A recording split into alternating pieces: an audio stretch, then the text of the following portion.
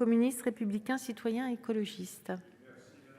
Monsieur le ministre, mes chers collègues, le Sénat a fait œuvre utile avec cette commission d'enquête sur la régulation des concessions autoroutières et je veux ici en remercier son rapporteur et son président.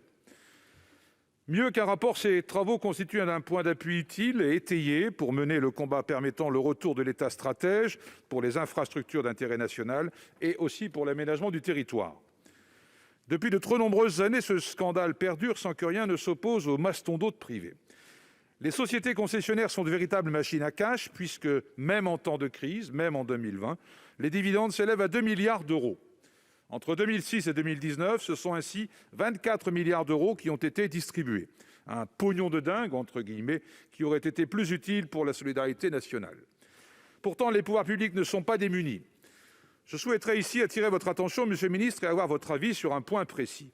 Il s'agit des obligations reposant normalement sur le concessionnaire au titre de l'article 3131-5 du Code de la commande publique, concernant notamment l'inventaire du patrimoine. Ce rapport, à ma connaissance, n'a jamais été remis à l'autorité concédante et donc à l'État. Comment justifier cette situation ? Comment, dans ce cadre, travailler à une reprise des concessions ? Comment comprendre que l'État, encore une fois, ne fasse pas respecter son intérêt et ses droits au nom de l'intérêt public ? Monsieur le ministre.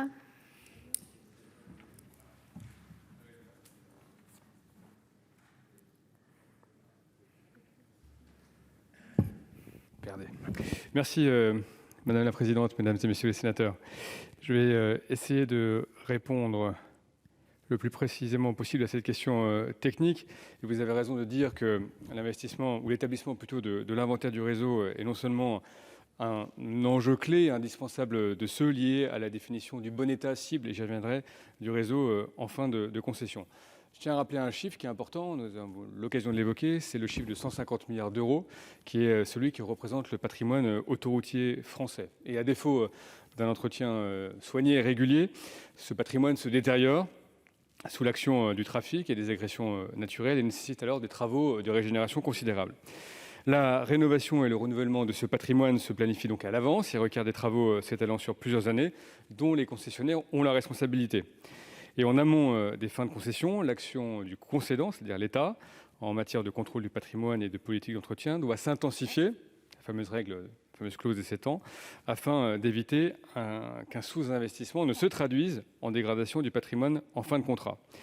Depuis plusieurs années, l'État élabore une stratégie et un plan d'action pour structurer et renforcer l'efficacité de son intervention dans le domaine.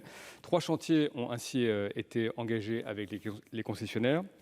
Il s'agit d'abord de dresser un inventaire du patrimoine autoroutier concédé, de définir les outils et les méthodes permettant de mieux connaître, mieux contrôler et mieux suivre l'état fonctionnel du patrimoine, et enfin d'établir le bon état cible de ce patrimoine en vue de la préparation de la fin de contrat. Comme je l'évoquais précédemment, cet inventaire a été réalisé pour les ponts de Tancarville et de Normandie qui arriveront à échéance en 2027 et pour lequel les échanges et les expertises techniques entre concédants et concessionnaires se sont déroulés sur près de 2 ans, entre fin 2018 et mi-2020. Ils n'ont pas encore été engagés sur les contrats historiques. La clause des 7 ans s'appliquera essentiellement donc 7 ans avant les échéances de 2031 à 2036. Et je souhaite que mon ministère, qui dispose des compétences et des moyens propres, continue d'assurer ces missions, qui s'appuiera le cas échéant sur les équipes techniques du CETU et du CEREMA. Mais je suis, comme vous, particulièrement attaché à ce sujet important. Merci, Monsieur le ministre. Monsieur Bocquet, vous avez 1 minute et 7 secondes. Merci Madame la Présidente. Monsieur le ministre, je ne pense pas avoir entendu la réponse précise à ce défaut de transmission du rapport annuel par les concessionnaires à l'autorité concédante et donc à l'État. Tout dans ce dossier, en fait, est ubuesque.